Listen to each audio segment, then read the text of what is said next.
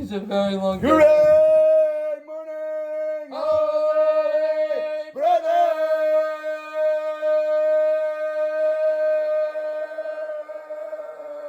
Thank you very much for joining us on our pathway to peace inside the kind of peace. If you're following along, we're on the bottom of page 153, and today's lesson is called Excellent Endings. What? All ends good is good, right? All's good, ends good. Well, ends well. Oh, there we go. All's well, ends well, right? Yeah, something like that. Or the other way around. I don't know. Okay, back to the story at hand. We were talking about when the guy came over and asked the rabbi what to do. He said, should he divorce his wife or not? Because he wanted to up his spiritual game, and he thought his wife was holding him back, because now he wanted to be closer to God and do all the mitzvahs and do all the commandments. And he worked on himself to be really good to his wife. And he was. He started buying her what she wanted. He started doing her everything she wanted, but she wasn't on the same spiritual level as him. So he thought, maybe if I get rid of her, I can super soar to the heavens. I can be so amazing. So, what did the rabbi say? What are you, out of your flipping mind? Now that you're finally good, you want to get rid of the only thing that helped you get good in the first place? Who do you think helped you work on your midas? Who do you think helped you become the man that you are today? There's no such animal. There's no such thing. You worked on yourself so beautifully, so perfectly. So now you got a project. Now you have something to do. Now you have something to try to advance yourself to be better at. You anyway do hispodidus every single day. And now you're doing it for a few hours. Start to dedicate at least 1 hour. Make some time in the way that you talk to God. That you should pray. Maybe your wife should be open to the fact that she should want to be closer to God as well. Why are you leaving her in the dust? Why are you running away? Bring her with you. Help her be uplifted. Pray a little bit more, not just about yourself, you little bum. Pray for your wife as well. She'll change. She'll start seeing things. She'll start recognizing things because of the way that you are becoming and praying for yourself. So you're not supposed to try to change your wife? No, never to her face, you silly fool. Are you saying only? Never, silly fool! You know if you try to tell your wife something, you know what she's going to do? Dafka the opposite. You tell her, the GPS says go right on the highway. We're about to pass it. What are you doing? What are you doing? She'll start yelling at you. Oh, it's your fault. You didn't tell me when to turn fast enough. Maybe it's the right way. You going to Ocean Park today? When I do directions, dude, my mouth is completely shut. Even if she's going the opposite way on the highway, no problem. This is where Hashem wants me to be. I understand. Yeah, right. I'm telling you, it was hard to do, but I never open my mouth in directions anymore. You know what I say? Done. You know it's not worth it. You're going to get into a fight, and then it's going to be, the whole trip's going to be ruined. Even before you get there, she's going to hate your guts. Everything you do is going to be a problem. Know your role and shut your hole. Keep it zipped. Take the key, lock it up, throw it away. Don't think about anything else. He then took the Rav's advice and started praying during his hispodidus that also his wife's eyes should be opened up. She should want to come closer to God. She should have a love for God. She should have an appreciation for Hashem. And he started praying. And soon enough, little by little, the desired directions drop down and down and down. An hour of every day. Take some time in your hispodidus. Not just to pray for yourself. Pray for a friend. Pray for your kids. Pray for somebody who needs a job. Pray for somebody to get a house. Whatever it might be, have a little heart for somebody else. Not just for, yes, of course, the hostages. The hostages who are not in their home every single day. When we bless Hashem that we have a home, People would be so take a minute and pray for other people to have just what you have every single day. Exactly. And then they happily continue on the path, so they'll be coming closer together. There are 2 essential lessons to take from the story. Number 1, first lesson is there are never any mistakes by God. Hashem doesn't screw up. Hashem doesn't make a happenstance. But we can make mistakes. A random This is event. something I didn't understand. Can I say something for 1 second? You can ask a question. Go. Okay. Ask me a question. The floor. So Even though he's off camera, you can hear him. I'm off camera, but I'm always on camera, normally. God can't make a mistake, but I can go and I can marry somebody specifically that I'm not supposed to. Like I could marry, let's say, a non-Jew, or I could marry this. It's possible. Okay, let's pause for a minute. If you want to define a marriage according to the Torah, Okay, no non-Jew, a Jew. if it's a Jewish person marrying another Jewish person, According to halacha, Jewish law, that's a marriage. Okay. If it's somebody that marries a non-Jew, or a man that says, hey, I want to be married, all right? We sign a marriage document, whatever it is that a legally binding Jewish marriage? Of course not. Right.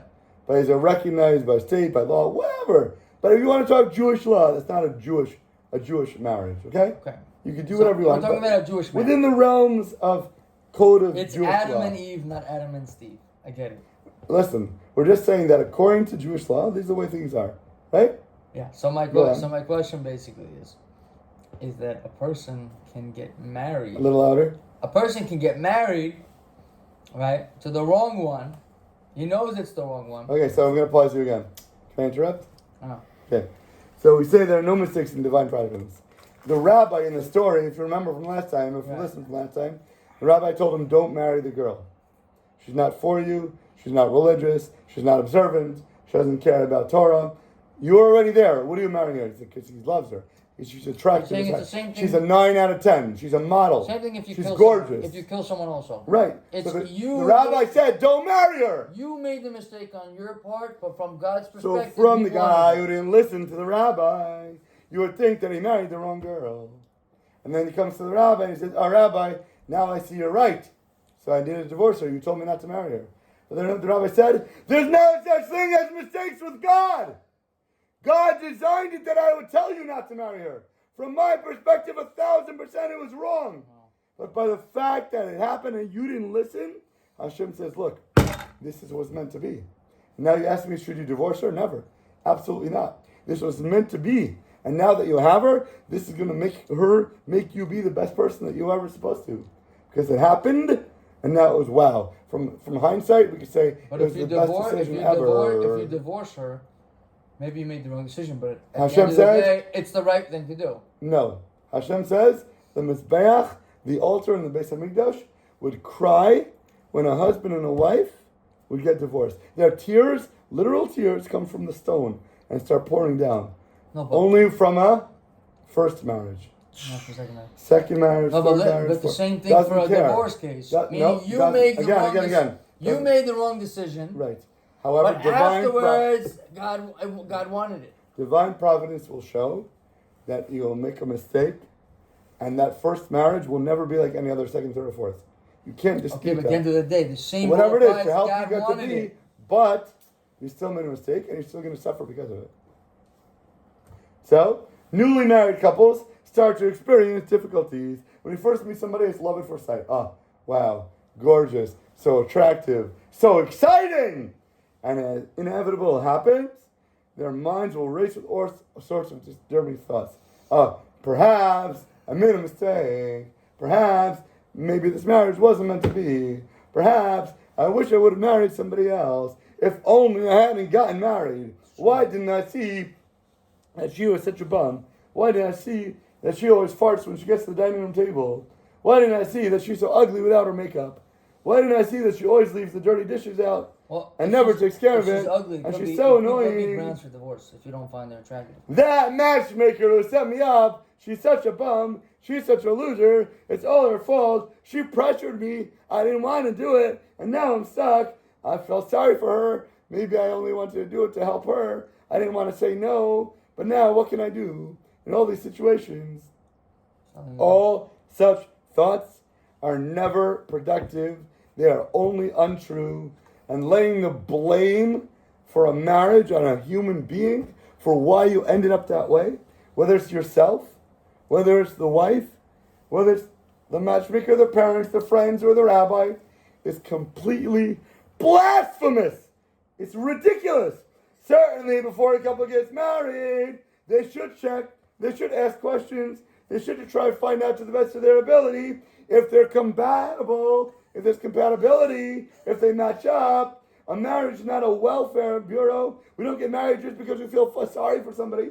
You don't get married just because you want to help, because it's not nice to say no to somebody if they like you, to refuse them, or because the matchmaker is so pushy. It's not a reason to get married. At the outset, we must endeavor to set up a home that has every chance of success, that has it where there will be peace what are grounds for and divorce? love What are grounds for divorce? in the marriage. What are If grounds somebody for divorce? cannot handle it, If somebody is psychotic, if somebody is, Psychotic? What do you however, it's abusive, if somebody's going to murder somebody, whatever it might If a be, woman is abusive, you mean? you got to be careful in all the What situations. does it define abusive? No, seriously. Approach your Orthodox rabbi. It says in the Torah when Have a you divorce. conversation with me. Bring a chumash. We'll have, if anybody has an issue, feel free to call. We'll be able to talk it out. But either way, you don't want to get into a situation where you're going to run into that trouble, because your soul is defined by who you live with, by the first girl that you marry. End of story. There's really nothing to talk about. If somebody ends up getting divorced, that means the other half of their soul is walking around on the other side of the world, and they can't use them as a mirror. They can't understand how to better themselves to become the perfect person they need to be by looking at somebody who's a reflection of themselves, and they're missing that. Can they still be good? Yes. But are they going to be the best that they can be? There's no chance. No way. A person should not deliberately enter into a situation where he can see that they're going to face troubles and difficulties. After the marriage, however, once they sign their marriage document, once they go under the chuppah, there is no more questions able to be asked. There's no more blame we can point a finger with at. There are no mistakes in divine providence. God doesn't mess up. And the proof of the pudding is the fact that they got married. That shows you that God wanted it to be. Hashem is the one who pairs up couples. So if a wedding did take place, you must recognize it was holy from heaven. And Rami always asks me, do you think I made a mistake by getting married? Do you think I married? You got married? Then it must be your tikkun. It must be your soul correction. And now you know your primary mission in life. And Hashem never would have allowed it in any other way. He has a lot So of keep things that to in do. mind. Recognize where you've come to, how it's gotten to be that way, and thank Hashem for putting you there to make it for your best and appreciate it every single day. I've been in his house. I can see the mirrors in his house. And with that, He has a lot to fix. have an